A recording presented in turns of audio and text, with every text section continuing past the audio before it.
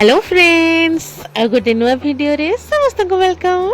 केमती अच्छे आपण मैंने आसतु देखा आज पूरा देसी स्टाइल रे रोही माछ आलूर तरकारी।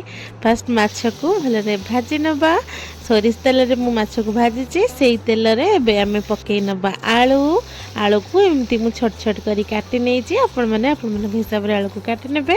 तापर आमे सेतिर पकई दबा हाफ चम्मच हल्दी गुंड आउ अल्प टिके लूण एबे ताको सब भल रे गोलेबा आलू को टिके रेड कलर हवा पर्यंत भाजी नबा। एबे देखंतु मु आलू को भल रे गोले देइची। एबे हमर आलू भाजी की पूरा रेडी। एबे चलंतु तरकारी बनेबा। फास्ट नबा करे सोरिष तेल पकई दबा अल्प टिके चीनी ता देहरे आमे एबे पकई दबा गोटे तेजपत्र ता सहित कंचा लंका एबे आमे पकेबा पियाज आकु सब भल रे एबे आमे मिक्स करबा भल रे भाजिबा। पियाज टिके गोल्डन ब्राउन कलर होला पर्यंत ताकु भाजिबा।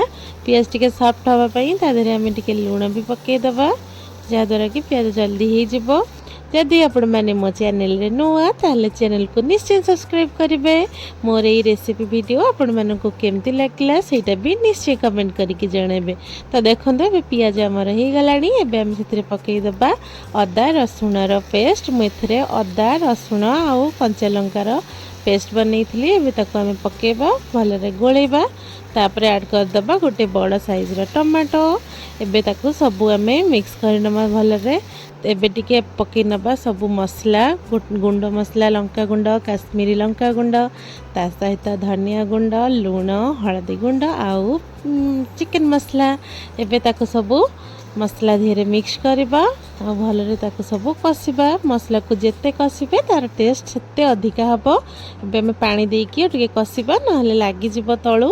मसला को कंटिन्यू कसिबे नै तो तळु लागी जिवो। एबे देखंतु हम मसला कसी की पूरा रेडी तेल छाडलानी। एबे हम सेथिरे पकई दबा भाजी की रखिथिबा आलू। मसला रो कलर बहुत ही सुंदर आसीची ना तरकारी भी बहुत ही टेस्टी बनिथिला।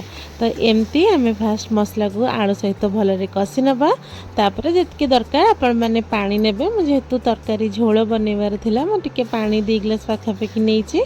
एबे ताकू भल रे सब गोली नबा आ ताकू फुटीबा पई छाड दबा। एबे देखंदो हम तरकारी रा कलर टा केते सुंदर आसीची। एबे चेक करि नबा प्राय तो आलू सिझी गलानी। एबे हम सेथिरे ऐड कर दबा माछ। ई तरकारी टा मोर बहुत ही फेवरेट आउ बहुत ही टेस्टी माछ तरकारी रा कलर देखुछंती ना केते सुंदर देखा जाउची। तो देखंदो हम तरकारी रेडी। एबे हम सेथिरे ऐड कर दबा गरम मसला। आपण माने धनिया पत्र भी ऐड करि परिबे। मो पाखरे नथिला तो म ऐड करिनी। तो चलंतु आजिर लंच आपण मानक सहित मु शेयर करबी। रेसिपी केमती लागला निश्चय जणेबे। तो लंच रे थिला भात ता सहित माछ भजा ता सहित बनैथिली ओडियार फेमस डालमा ता सहित टेस्टी रोही माछ आलूर तरकारी ता सहित गोटे नहीं माछ मुंड जोटा मोर बहुत ही फेवरेट। तो आज वीडियो आपण मानक केमती लागला मते कमेंट करके निश्चय जणेबे। लाइक शेयर और सब्सक्राइब करने को जमा भी भूलिबेनी। आउ हाँ यही रेसिपीटा निश्चय ट्राई करेंगे। Thank you and love you all. Bye bye.